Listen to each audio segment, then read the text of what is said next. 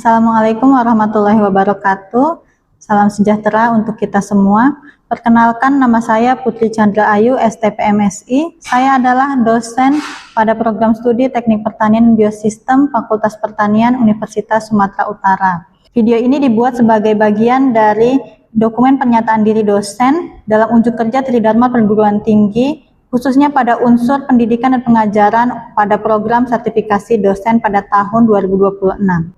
Pada kesempatan kali ini saya akan memaparkan mata kuliah yang saya ampu, yaitu salah satunya alat mekanisme pengolahan hasil pertanian. Adapun mata kuliah ini memiliki bobot 2 SKS dan biasanya ditempuh oleh mahasiswa S1 program studi Teknik Pertanian Biosistem semester 5. Berikut ini deskripsi mata kuliah alat mekanisme pengolahan hasil pertanian. Mata kuliah ini membahas prinsip dasar, karakteristik, fungsi, komponen, mekanisme kerja, serta pengoperasian dan evaluasi kinerja alat dan mesin yang digunakan dalam pengolahan hasil pertanian. Materi mencakup penerapan alsintan pada berbagai komoditas hasil pertanian, meliputi proses penanganan bahan, sortasi, pemisahan, pengecilan ukuran, pengupasan, penggilingan, pencampuran, pengeringan, pemanasan, pendinginan, pengemasan, serta proses pengolahan lainnya sampai ke meja konsumen. Selanjutnya, mahasiswa juga mempelajari hubungan antara karakteristik bahan pertanian dengan prinsip kerja dan desain alat dan mesin pertanian yang digunakan, serta menganalisis beberapa parameter operasi seperti kapasitas, efisiensi, kebutuhan energi, dan keselamatan kerja, serta bagaimana dampaknya terhadap lingkungan. Sebelum kita melihat proses pembelajaran di kelas, izinkan saya menjelaskan terlebih dahulu metode pembelajaran yang digunakan. Pada mata kuliah ini, saya menerapkan metode pembelajaran yaitu delivery, interaction, dan assessment. Pertama, delivery. Proses penyampaian materi diberikan berdasarkan RPS dengan menggunakan buku-buku dan jurnal yang terbaru berkaitan dengan topik materi yang diberikan pada minggu tertentu. Selanjutnya, pada perkuliahan ini saya menggunakan PowerPoint agar materi disampaikan dengan baik kepada mahasiswa. Kedua, interaction. Pada kuliah ini saya menerapkan komunikasi dua arah kepada mahasiswa. Selain itu, mahasiswa juga dibagi menjadi beberapa kelompok. Selanjutnya saya memberikan topik masalah agar dapat didiskusikan pada mahasiswa. Selanjutnya mahasiswa akan berdiskusi dalam kelompoknya untuk menyelesaikan masalah tersebut. Ketiga, asesmen. Sistem penilaian dilakukan secara objektif dan transparan dan dibagi menjadi 4 butir. Yang pertama dari tugas sebanyak 20%, selanjutnya kuis 10%, dan ujian tengah semester serta ujian akhir semester masing-masing 35%, sehingga seluruhnya 100%. Selanjutnya, mari kita saksikan video pembelajaran yang secara real, cara tatap muka dengan mahasiswa. Silahkan menyaksikan.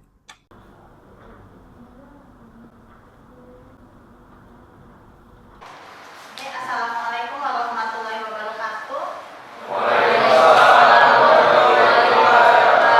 Selamat siang semuanya. Siang, Bu. Gimana kabarnya? Jadi hari ini untuk mata kuliah alat mekanisme pengolahan hasil pertanian dilanjutkan dengan saya, ya.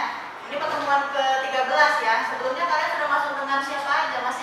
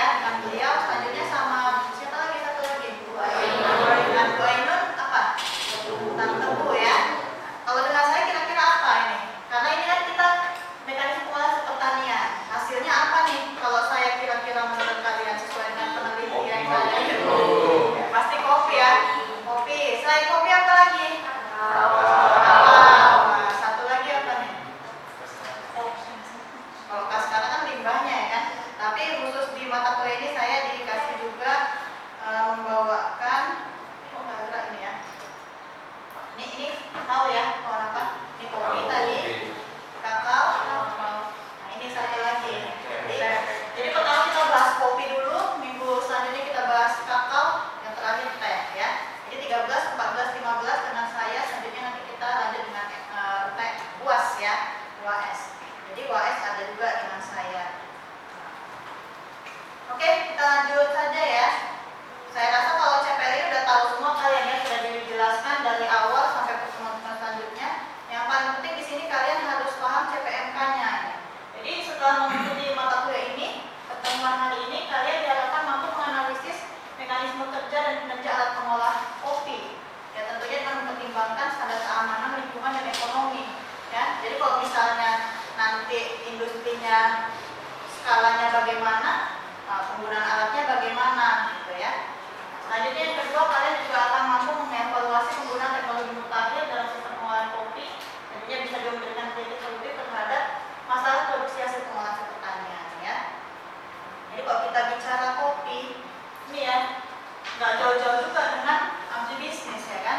Pasti untuk sebelum kita masuk ke sininya, kita sebenarnya Indonesia ini penghasil kopi nomor berapa? Kalau penghasil aja tidak terlalu menentukan ya. Kalau dihasilkan tapi tidak ada laku bagaimana? Tidak ada gunanya. Tapi kita itu pengekspor nomor berapa sedunia? Tahu nggak kalian? 10, 9, 4 ya. Setelah Brazil, Vietnam dan Kolombia, lalu Indonesia, di bawah kita ada Ethiopia. Jangan sampai kita kena salib sama Ethiopia ini, ya.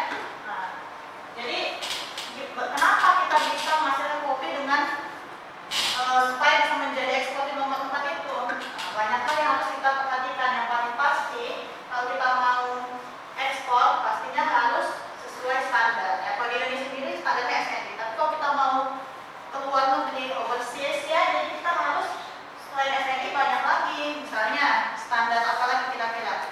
Rainforest, yang pastinya harus organik, segala macam seperti itu ya. Jaminan mutunya harus pasti. Selanjutnya harus ada ketersediaan. Nggak boleh bulan ini ada nih 1 kuintal, bulan depan pas ada yang minta nggak dapat lagi. Jadi harus ada ketersediaan dan ketepatan ya. Jadi harus tepat pasokannya. Nah, selanjutnya harus berkelanjutan juga ya. Jadi harus jangka panjang kita mikirnya. Jadi kalau kalian misalnya tertarik menjadi salah satu pengusaha kopi, ya ini perlu diperhatikan sebelum mulai. Jadi kita harus tahu posisi kita mau skala yang mana ini ya. Jadi untuk menghasilkan ini tentu kita harus paham dulu alat mekanisme pengolahannya. Kalau asal-asalan bagaimana mencapai SNI bahkan yang standar internasional itu ya. Nah, jadi kopi ini kan banyak sekali yang mempengaruhinya ya. Ada kopi apa aja? Kopi apa yang kalian tahu?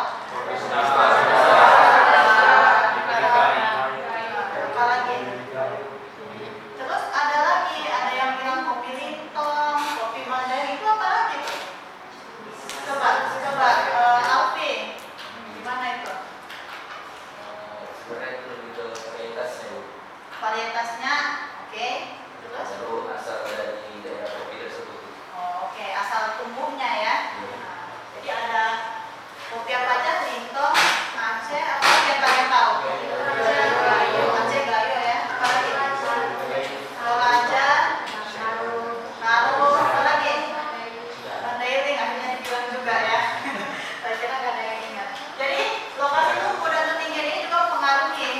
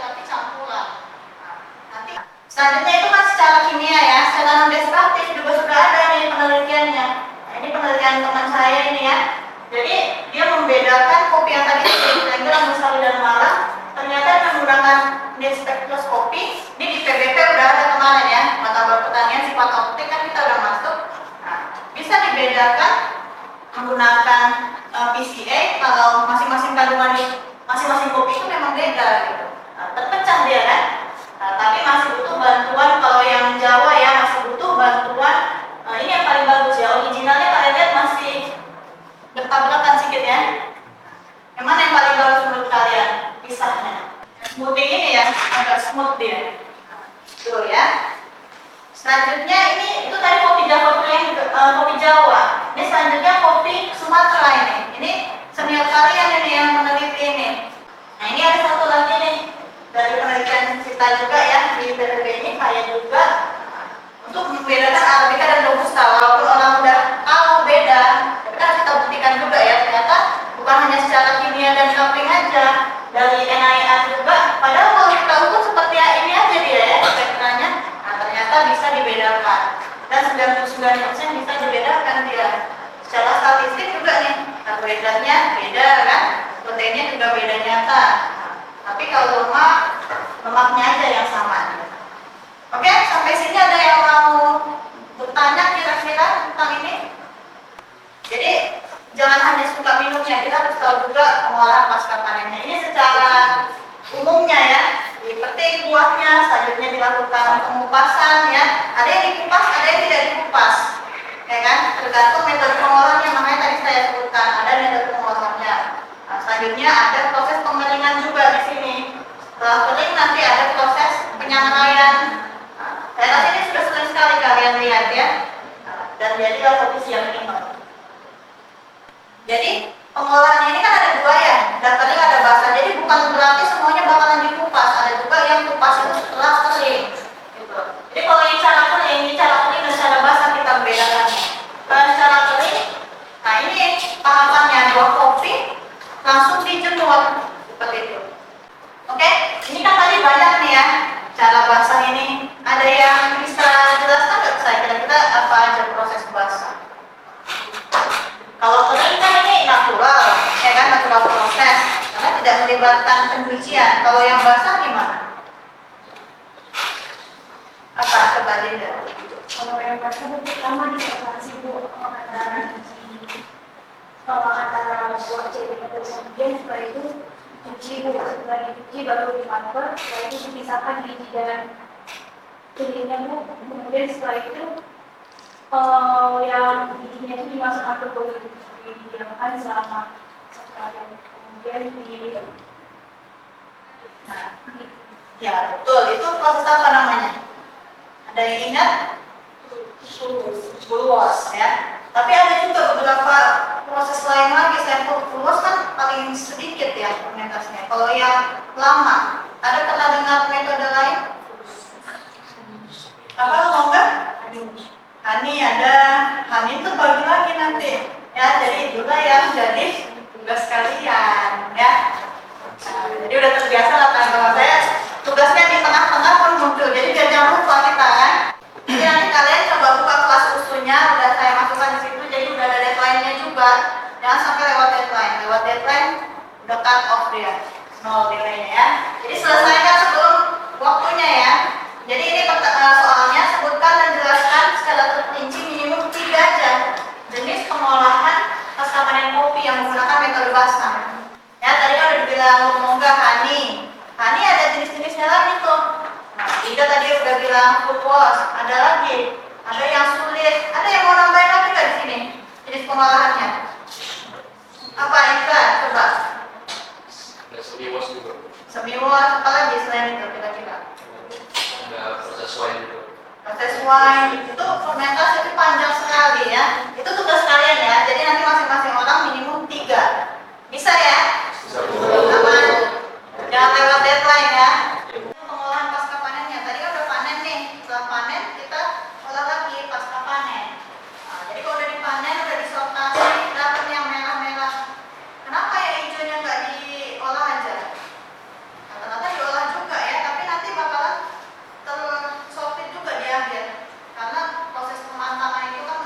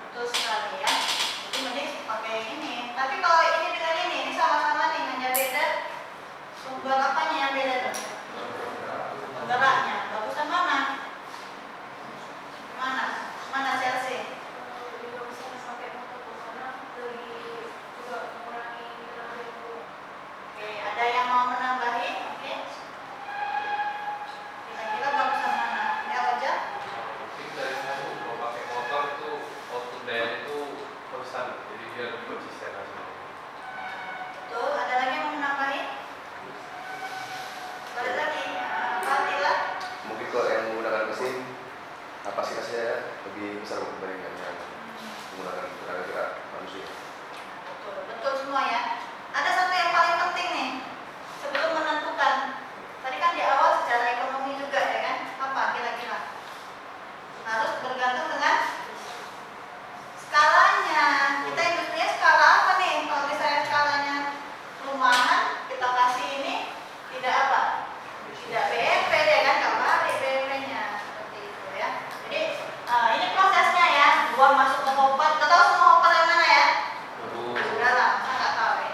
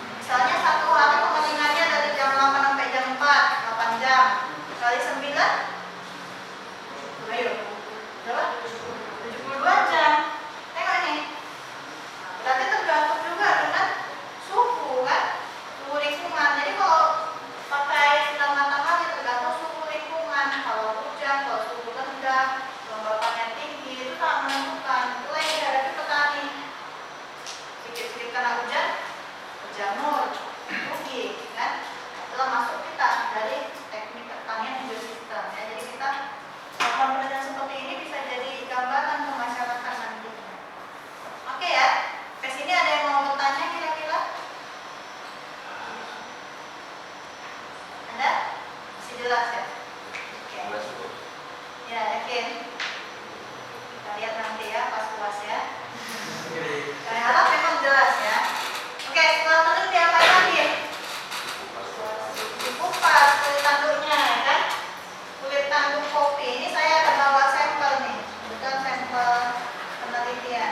Coba tempatnya agak jelek ya. Nanti saya asal ambil aja karena kok dibawa satu plastik susah juga. Ini masih dengan kulit tanduk. Coba di-share ke belakang. Satu orang dua boleh lah. Kalian kupas ya. Jadi kalian nanti bisa bedakan apa namanya? Yang masih berkulit tanduk dengan yang sudah terkupas. Terus kalian tadi kan udah lihat Arabica dan Robusta kan? Walaupun nggak saya bedakan, harusnya kalian udah lihat tadi bedanya apa. Dari bentuknya dan tadi beda ya. Nah, nanti kalian lihat yang ini bentuknya apa nih, Arabica atau Robusta ini? Atau Liberica? Oke, sampai sini ada yang mau didiskusikan? Kalau mutunya udah bagus, udah bisa kita jual kopinya kemanapun. Ada yang mau bertanya kira-kira? Ada? Saya mau bertanya tadi kan dari awal sampai akhir udah dijelaskan bagaimana tahapan satu persatu dari mengolah kopi sampai pengujian metode. Nah, untuk di bagian setelah panen lalu di pauper itu ada nggak batas waktu idealnya yang dia tidak merusak mutu kopi itu? Misalnya setelah panen apakah harus langsung di pauper atau ada juga berapa lama untuk dia tidak merusak dari mutu kopi itu sendiri? Oke. Bagaimana? Ada yang mau membantu menjelaskannya ke teman kita? Semoga bagus sekali pertanyaannya ya. Jadi udah panen nih, apa harus langsung dipulper atau boleh disimpan nih 1 bulan gitu? Atau 1 hari? Gimana menurut kalian?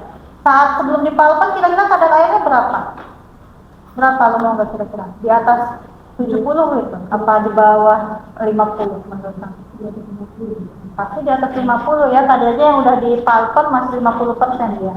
Nah, kalau bahan pertanian di atas 50%, apakah boleh disimpan lama? Bisa, seperti itu ya.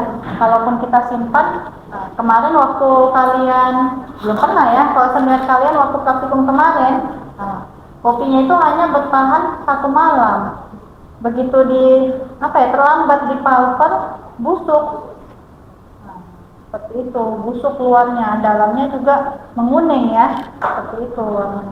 Jadi kalau bahan pertanian sebenarnya setelah dipanen sebaiknya langsung dilakukan pengolahan pasca panennya. Kalau misalnya masih berjarak 4 jam, 6 jam, 12 jam masih bisa lah. Tapi kalau lebih dari 24 jam biasanya mulai busuk, seperti itu. Apalagi kadar airnya tinggi sekali. Kalau kopi kan tidak mungkin seperti produk pertanian lain yang satu-satu dibuat, pasti dibungkus. Ya kan, itu juga yang menyebabkan kerusakannya makin cepat. Gitu, ya. Ada lagi bagaimana? Sudah jelas?